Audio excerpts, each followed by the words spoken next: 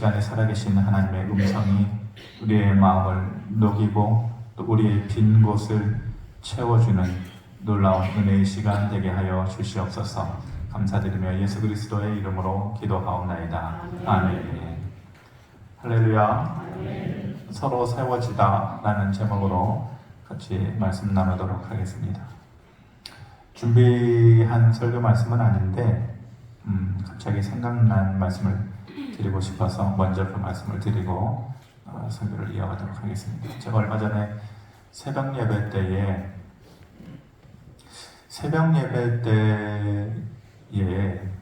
글쎄 저만 그렇게 생각하는지는 모르겠는데 새벽 시간에 머리가 좀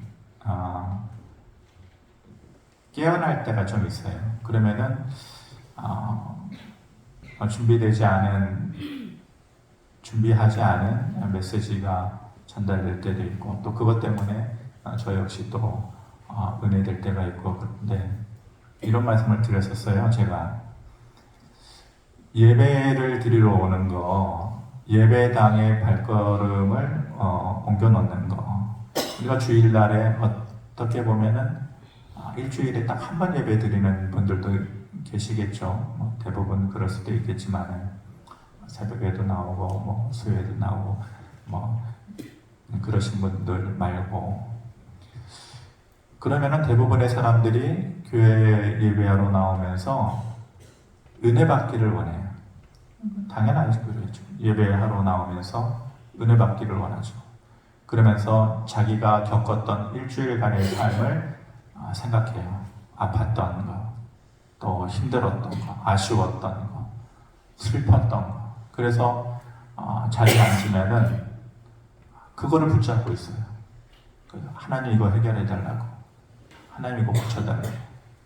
그러면서 그렇게 예배드리고 돌아가는 거죠. 다행히 그날의 목사의 설교가 위로나 축복이면은 오늘 은혜 받았다, 마음이 좀 평안해졌다 이렇게 돌아가는데 거기서 조금 빗나간 만약 메시지였다면은 오늘은 뭔가 좀 아쉬워 이렇게 돌아가는 거죠.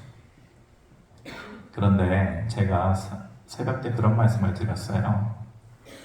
예배 나와가지고 하나님 앞에 나오는 이 한 시간은 나한테 초점을 맞추지 말아라. 그러니까 내가 아팠던 거, 내가 슬펐던 거, 힘들었던 거, 그 보따리를 가지고 하나님 이거 어떻게 좀 이거 해보세요. 내가 이거 잔뜩 갖고 왔으니까 하나님 이거 어떻게 좀 해주세요. 이 무게를 덜어주시든지 이 슬픔의 풍선을 터뜨려주시든지. 대부분의 사람들이 그렇게 하는데 예배는 그게 아니다. 예배는 내가 아프고 슬프고 힘들고 외롭고 지치고 그런 마음이 있어도 하나님 앞에 오면은 하나님 감사합니다. 부모님 앞에 와가지고 자녀들이 웃어야죠. 어저께도 그런 말씀 잠시 드렸지만 웃는 거예요. 손주 아이들은 그 할아버지 할머니 앞에서 뛰어다니고 깔깔거리고 저 방에서도 웃는 소리 나고. 그러니까 내 마음은 아프고 슬픈 게 남아있어요. 근데 하나님 앞에 나올 때에는 그것을 어떻게든지 해결해 달라고 던져놓는 게 아니라 하나님을 기뻐하는 거예요. 일주일에 딱 한 번 나오는 시간 아닌가요? 근데 그 시간에 이제부터는 예배의 그 의미를 여러분들이 조금만 바꾸시길 바래요. 하나님 아프니까 어떻게든지 하나님 이거 해결해 주셔야 돼요. 그 마음을 버리라는 게 아니라 그 마음을 한번 말씀했다면 그 다음부터는 잊어버리세요. 하나님 감사합니다. 그리고 하나님을 기뻐합니다. 하나님 영광 받으시다. 이 쉽지 않아요. 왜냐면 내가 막 아프고 힘들어서 그것 때문에 내가 교회 나온 사람인데 그 생각을 잠시 내려놔보세요. 예배는 가장 큰 축복의 통로예요. 이걸 어떻게 전달을 해드려야 되죠? 예배 시간을 통해서 저는 몸이 나을 수 있다고 믿는 사람이고 예배 시간을 통해서 우리가 예배드리는 시간에 하나님께서는 움직이고 있다고 생각해요. 내가 저 몸 밖에서 가지고 왔던 삶의 문제들로 인해서 발버둥치고 몸부림치던 그런 일을 가지고 왔는데, 내가 이 예배당 안에 들어와 있는 동안에 그 문제는 그대로 남아있잖아요. 내가 문 열고 나가서 그것을 해결할 수 없어요. 근데 내가 온전히 하나님을 기억하면서 기뻐하면서 예배드릴 때 하나님은 그 시간에 역사하시고 움직이시는 거예요. 이런 마음을 여러분들이 정말로 이런 거를 믿었으면 좋겠어요. 이런 믿음이 있었으면 좋겠어요. 그래서 앞으로의 여러분들의 모든 예배는 이런 예배가 되기를 바랍니다. 하나님, 제가 아프지만, 제가 힘들고 지치지만 하나님 영광 받아주세요. 그리고 하나님 감사합니다. 하나님께서 그러면 뭐가 감사하냐? 글쎄요, 감사할 일은 사실 딱히 없는데 말할 것도 없고, 그렇지만 감사합니다. 나의 예배를 받아주세요. 이렇게 예배 드린다면 달라지지 않을까. 이 믿음을 여러분들이 가질 수 있게 되기를 바랍니다. 이제 돌아가세요. 설교 끝났으니까. 하나님과 은혜, 축복, 또 복음에 대해서 웬만하면 설교의 메시지, 그것을 벗어나지 않도록 하려는 것이 늘 고민거리죠.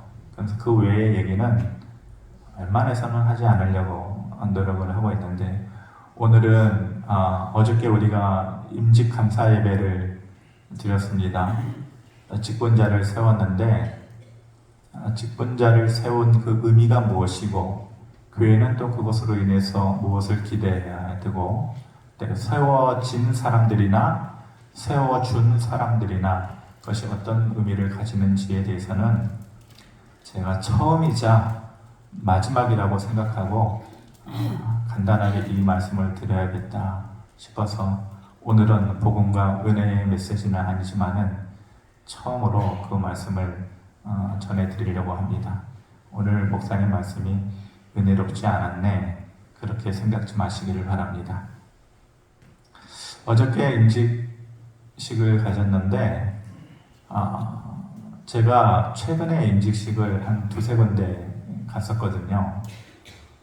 요즘은 아까도 장로님하고 잠깐 얘기하고 내려왔는데, 예전처럼 교회에서 무슨 임직식을 하고 뭐 한다 그러면 큰 교회를 빼고는 사람들이 그렇게 많이 보이질 않아요. 많이 보이지 않고, 행사도 예전만큼 그렇게 크지 않고, 그런 트렌드를 이제 알기 때문에 우리도 예상 인원을 몇 명이라고 예상 인원을 잡았죠.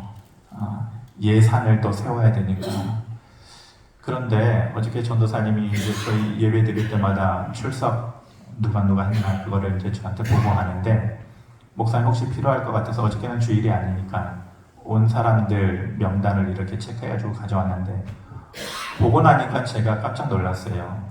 임직식 끝나고 나서 권사님들이, 목사님 떡이 부족해가지고 큰일 날 뻔했어요. 그래가지고 갑자기 가가지고 부족한 떡의 분량이 몇 개나 됐는지 모르겠는데, 한 몇십 개 됐는지 모르겠는데 사갖고 왔다라는 거예요.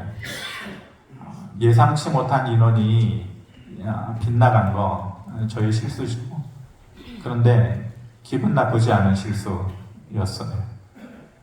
일어나서 서약하는 시간에 또 그렇고, 우리 출석 체크된 그 성도들에 보니까 이 지금 앉아있는 오늘 예배드리는 이 분들 가운데에서 몇 분 빼놓고 다 나오셨어요. 제가 깜짝 놀랐어요.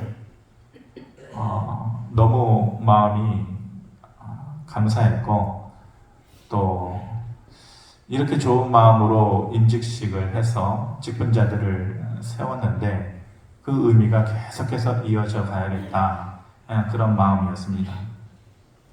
오늘 말씀을 보면은 교회에서 어떻게 일곱 집사를 세웠는지에 대해서 초대교회의 이야기를 하고 있죠.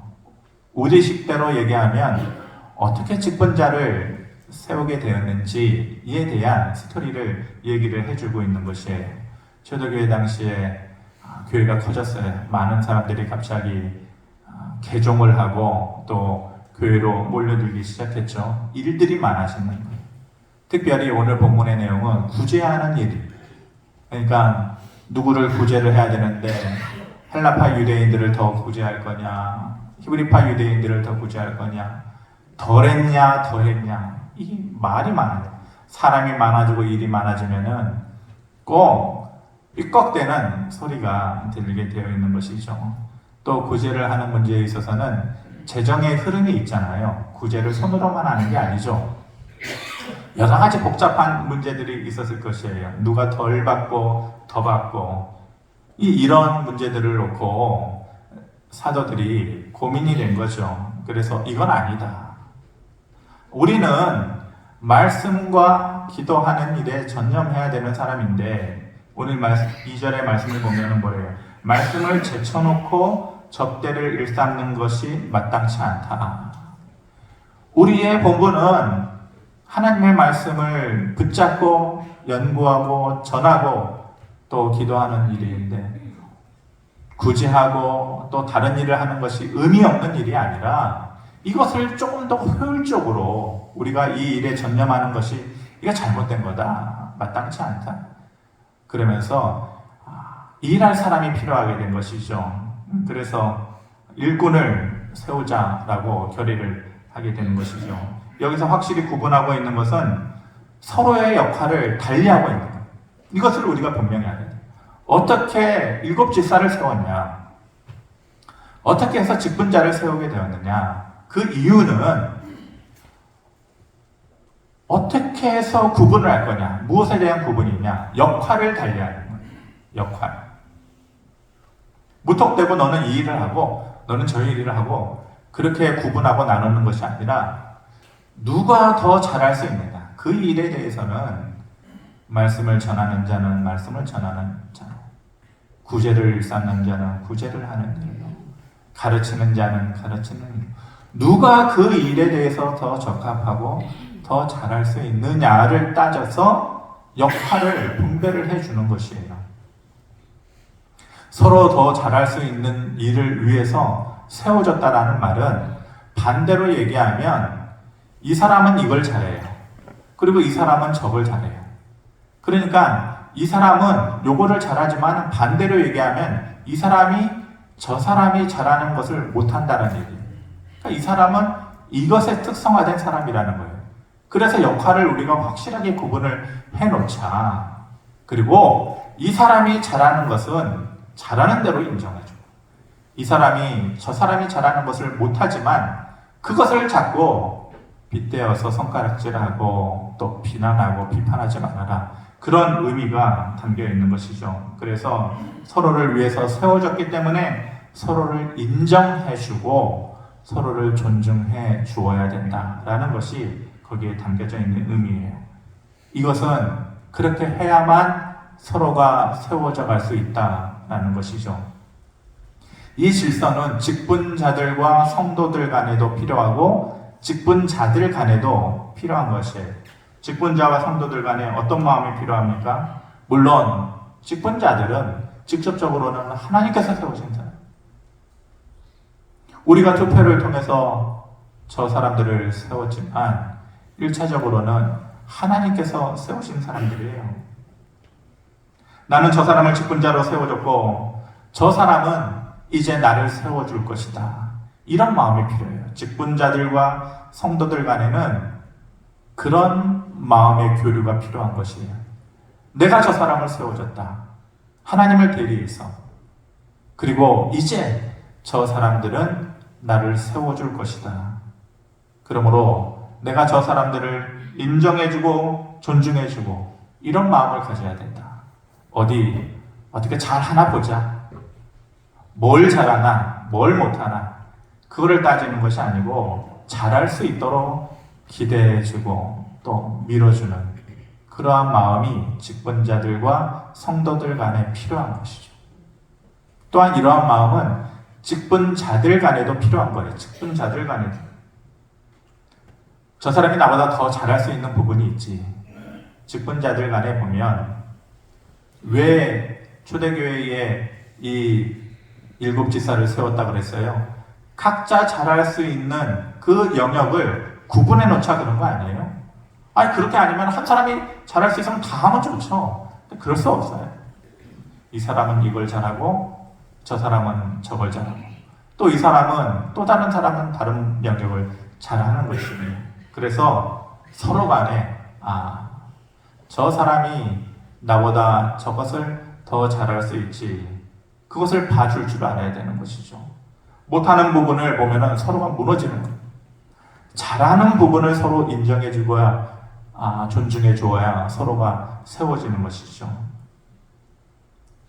시간이 지난 부부들 사이를 보면 30년, 40년 이렇게 산 부부들 사이 보면은 TV에 보니까 어떻게 저렇게 같이 한 공간에 살 수 있을까?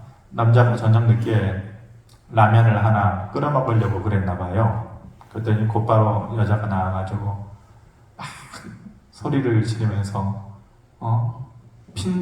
말은 핀잔인데 좋게 고급스럽게 표현해서 핀잔이고 막 욕설을 하는 거죠. 한 30년 이렇게 살다 보니까 애틋한 마음도 다 사라졌겠죠. 그러니까 숟가락 소리 들리는 것도 싫고 또 방문 열고 나오는 발소리조차 싫다라는 거예요. 그러신 분들 계신가요? 그럴 수 있겠죠. 미운 모습만 보면 못 사는 거예요. 자꾸만 미운 모습만 보이면은 살 수가 없어요. 좋은 모습을 보고 결혼한 것 아니에요? 그런 모습이 없었더라면 결혼하지도 않았겠죠. 같이 살지도 않았을 거예요. 좋은 모습이 있었기 때문에 서로 만나고 애틋한 감정을 키웠던 것이잖아요. 그 모습을 봐줄 수 있어야죠. 내가 잊어버린 거예요. 어쩌면 그 사람한테는 그 모습이 그대로 남아있을 수 있어요.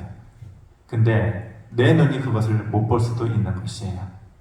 결혼할 때 무슨 마음으로 결혼했어요? 물론 다 똑같지는 않겠지만 돈 보고 결혼 안 해. 내가 돈 보고 결혼했으면은 저 건넌 마을에 누구누구를 만났겠지.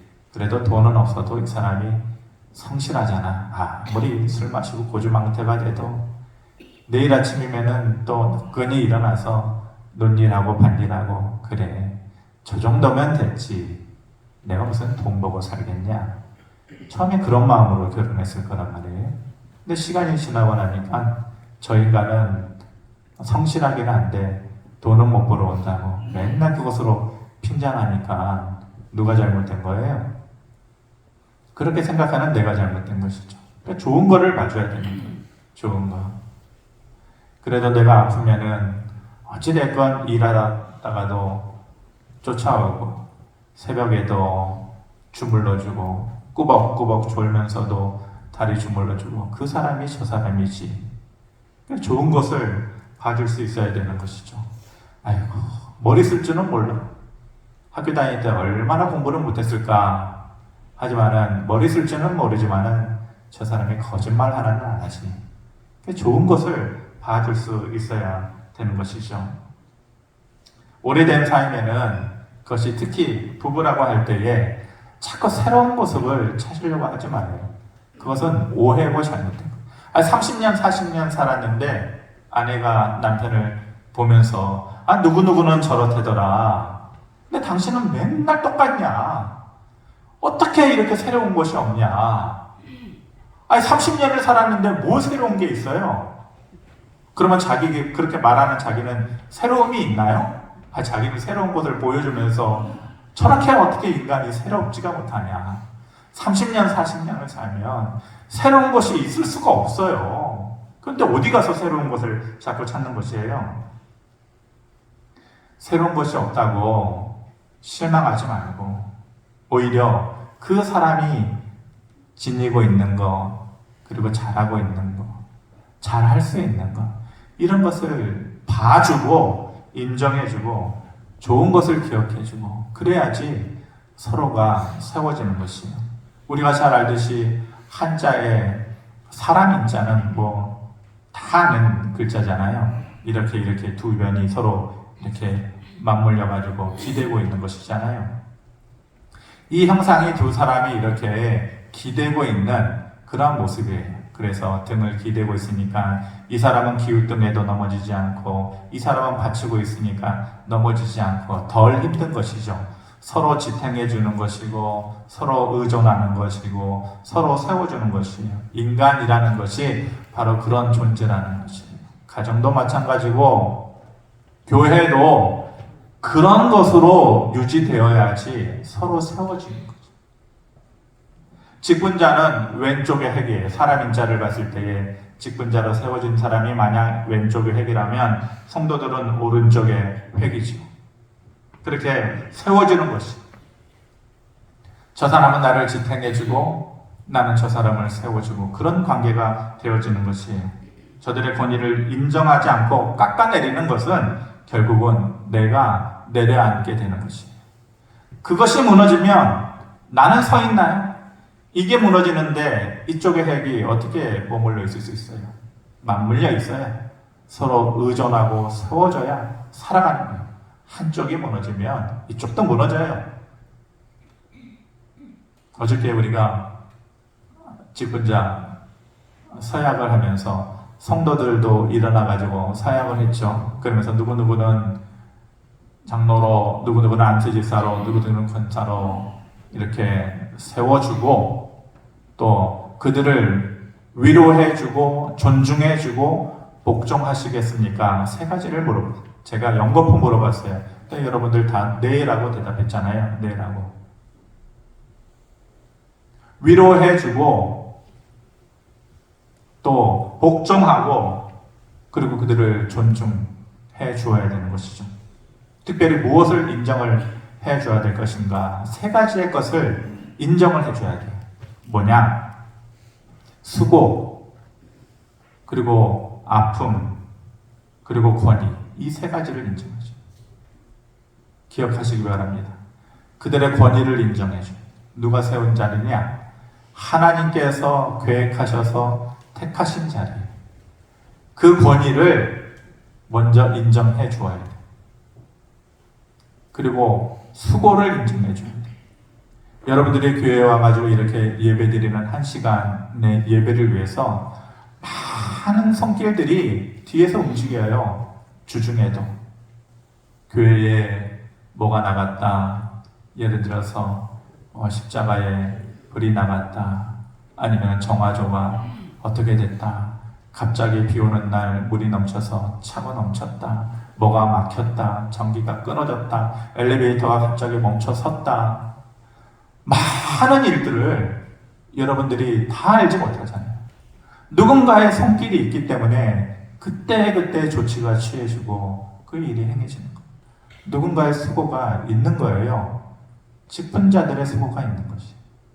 그래서 첫 번째는 그들의 권위를 인정해 줘야 되고 두 번째는 그들의 수고를 인정을 해줘야 돼요. 어제도 임직식을 진행하면서 정말로 매끄럽게 모든 것이 잘 진행될 수 있었던 것은 우리 준비위원장 장로님부터 해가지고 꼼꼼하게 그것을 챙겨주신 분들이 있었기 때문에 그게 가능한 일이지 저는 한 게 아무것도 없어요. 그분들이 다 준비하시고 누군가의 수고가 있었기 때문에 그런 것이지 그냥 되어지는 것은 아무것도 없어요. 그래서 성도들은 직분자들을 향해서 권위를 인정해주고 그들의 수고를 인정해줘요. 그리고 세 번째로 인정해줘야 하는 것은 그들 아픔을 인정해줘야 돼요. 내가 저 일을 안 맡았으면은 이런 오해를 안 받았을 텐데, 이런 소리 안 들어도 되는데, 이런 핀잔, 이런 질투, 이런 시기심, 이런 비난, 손가락질 안 받아도 되는데 그런 것 아니겠어요? 그런데 남 모르는 아픔들이 있어요. 오해가 있고 거짓된 소식도 있고 그런 것에 대해서 다 말 못하는 것 아니겠어요? 직분자들은. 그러니까 그런 것을 터놓고 얘기하면 풀릴 것 같지만은 오히려 갈등이 되니까 말 못하는 거예요. 그러므로 앞에서 직분을 가지고 일하는 사람들은 아픔이 있겠지. 이유가 있겠지. 인정을 해줘야 돼. 첫 번째는 뭐요? 권위를 인정해줘야 되고, 두 번째는 수고를 인정을 해줘야 되고, 세 번째는 그래, 난 모르는 아픔이 있겠지. 아픔을 인정을 해줘야 되는 것이에요. 하다 보면 당연히 삐걱대는 소리가 들리죠. 어떻게 안 그럴 수가 있어요. 아무리 좋은 기계도 처음에는 꺼번쩍하고 기름칠 잘해서 잘 굴러가는 것 같지만 시간이 지나면은 아무리 좋은 기계도 비싼 기계도 고장나게 돼 있어요. 우리 교회가 이제 20년 지은 지 이제 돼가잖아요. 엘리베이터 맨날 삐걱대요. 맨날 멈춰서고 또 금 가고 물 새고 아무리 좋았던 것들도 시간이 지나면 삐걱대는 거예요. 기계나 사람이나 똑같아요. 시간이 지나면 삐걱대는 거예요. 아, 그래. 삐걱댈 만하지. 아이고, 그 정도 될 만하겠지. 용납해주고 눈 감아주고 넘어가주는 거예요. 그렇게 해야만 서로가 세워질 수 있는 것이에요. 그렇게 했을 때에 이 초대교회가 그런 모양으로 서로의 역할을 분담을 해주고 잘할 수 있는 것을 구분을 해줬을 때에 어떤 변화가 있었냐. 오늘 7절 말씀 보니까 이렇게 얘기하는데 PPT 슬라이드 하나밖에 없어요. 우리 한번 같이 읽어봅시다. 시작. 하나님의 말씀이 점점 왕성하여 예루살렘에 있는 제자의 수가 더 심히 많아지고 허다한 제사장의 무리도 이 도에 복종하니라. 세 가지의 일이 있었어요. 교회의 성장이나 부흥이라는 것은 첫 번째 것이 이루어지는 거 뭐냐? 말씀이 점점 왕성하여집니다. 말씀이 제대로 전파되어지고 그 말씀으로 인해서 은혜 받고 그 말씀을 붙잡고 기도하는 교회, 그것이 건강한 교회예요. 그것이 부흥하는 교회예요. 외관도 물론 중요하지만 첫 번째는 그것이 이루어져야 되는 것이에요. 그 다음에 예루살렘에 있는 제자의 수가 더 심히 많아지는 것. 외적인 성장도 물론 중요한 것이죠. 그리고 세 번째로 무슨 일이 있었냐? 허다한 제사장의 무리도 이 도에 복종하였다. 그 당시에 제사장들은 밉상이에요, 밉상. 하나님의 대리자라고 말하고 세워진 사람들인데 오히려 사도들에게, 제자들에게 반기를 들고 어떻게 하면은 예수 그리스도의 복음을 깎아내릴까? 그렇게 밉상인 짓을 했던 사람들이 제사장들인데 어떻게 됐다라는 것이에요. 그렇게 각자의 역할을 일곱 집사가 세워주고 구분해서 잘 했더니 말씀이 왕성해지고 사람들은 점점 많아지고 제사장의 허다한 무리들도 이 도에 복종하였다라는 것은 제사장들도 인정을 해줬다라는 거예요.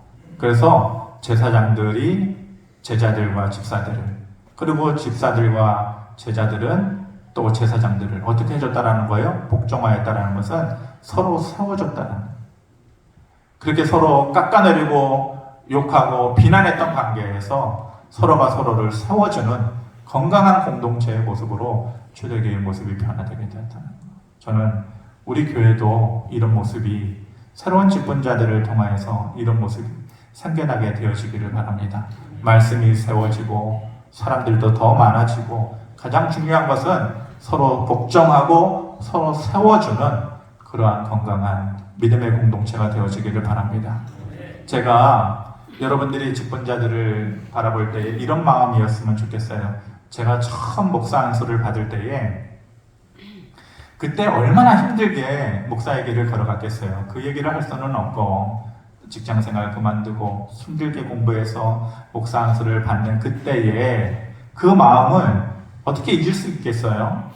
예, 눈물 팡팡 쏟아가면서 예, 이제 이 길을 내가 접어들었구나. 얼마 전에 제가 마음이 좀 그래서 양지에 있는 신대원을 혼자 갔었거든요. 옛날하고 많이 달라졌더라고요. 옛날에는 뭐라 그럴까, 아무튼 요즘은 최신식으로 바뀌었는데 옛날 맛이 안 나요. 옛날에는 해가 뉘엿뉘엿지는 그 도서관 앞에 계단이 그렇게 좋았는데 이제는 그런 게 다 없어졌더라고요. 그리고 그 예배당 뒤에 산에 올라가가지고 정말로 기도하는 소리들이 여기저기에서 밤새 이렇게 들리고 했었는데 그때만 하더라도 무슨 마음이냐면 기도하면은 내가 이제 전도사가 되고 목사가 됐으니까 그리고 이렇게 기도하니까 달라질 줄 알았어요. 막 성령의 불이 막 엘리야처럼 막 쏟아지고 능력이 나타나고 기도하면은 막 병자들도 막 팍팍 일어나고 안 그러더라고요. 그런 마음은 간절했는데 목사 되면은 달라질 줄 알고 말도 달라지고 삶도 달라지고 그럴 줄 알았는데 안 그래요. 결과적으로 놓고 보면 그렇게 크게 달라진 것이 없어요. 직분자가 되면 사람들이 기대를 해요. 이제 뭐 장로가 되고 안수집사가 되고 권사가 되고 이제 달라지겠지. 또 본인들도 혹시 그렇게 생각할 수도 있겠지만 저만의 생각인지 몰라도 크게 달라지는 것 없어요. 그런데 최소한 요것만큼은 달라졌으면 좋겠어요. 제가 이야기를 하나 하고 어떤 권사님 이야기를 하나 하고 말씀을 마칠게요. 그분의 입에서 나온 마지막 말이 있거든요. 저는 여러분들이 최소한 이런 생각으로 살았으면 좋겠다. 요것만큼은 되었으면 좋겠다. 어떤 권사님이 시골에서 강남에 있는 딸 집에 놀러 왔어요. 근데 마침 그 딸이 예배를 드리고 있었는데 배가 너무 아픈 거예요. 그래가지고 있을 수 없어가지고 집으로 돌아왔는데 마침 어머니도 시골에서 올라왔고 또 아들도 학교에서 집에 돌아왔고 그래가지고 그렇게 셋이 모이게 되었어요. 근데 이 어머니가 너무 신실하신 어머니예요. 그래서 틈만 나면 때만 나면 자녀들 앞에 놓고 하나님 앞에 예배드리자 기도하자 이렇게 말씀하는 분이거든요. 그래가지고 그날도 우리가 모였으니 예배드리자 기도하자 이랬는데 딸의 안색이 좋지가 않아요. 배가 너무 아파가지고 그래서 네 안색이 오늘 왜 이렇게 안 좋냐? 그때 배가 너무너무 아파요. 그랬더니 어머니가 기도하자 하나님 앞에 기도하자 그러면서 어머니가 배를 쓰다듬어주고 기도하고 등을 몇 번 툭툭툭 쳐주니까 감쪽같이 나은 거예요. 그래가지고 이 딸 집사님이 엄마 손은 어쩜 이렇게 신통방통하냐? 정말로 이게 신유의 은사가 있는가 보다 이렇게 말을 하면서 마실 것 좀 준비하겠다고 뭐 드실래요? 유자차 먹자. 유자차를 이제 타러 가는 사이에 그 어머니가 마지막 남긴 말이 이거예요. 하나님께서 주시는 힘으로 살아라. 엄마는 어떻게 그렇게 신통방통해? 엄마가 손을 탁 떼니까 내 아픈 배가 이렇게 나았네. 그랬더니 어머니 말이 하나님이 주시는 힘으로 살아라. 그래요. 유자차 타러 갔다 올게요. 유자차를 타고 딱 오니까 그 자리에서 그대로 고개를 푹 숙이고 어머니가 돌아가신 거예요. 얼마나 놀랐겠어요? 그 한마디를 엄마가 나한테 남겨주기 위해서 이렇게 온 것이구나.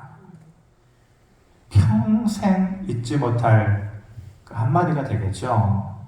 그 집사님에게는 평생 잊지 못할. 다른 모든 무수한 수십 년의 목사님들의 설교 내용이 있겠지만 이분은 이 한마디만은 잊지 못할 거예요. 하나님께서 주시는 힘으로 살아라.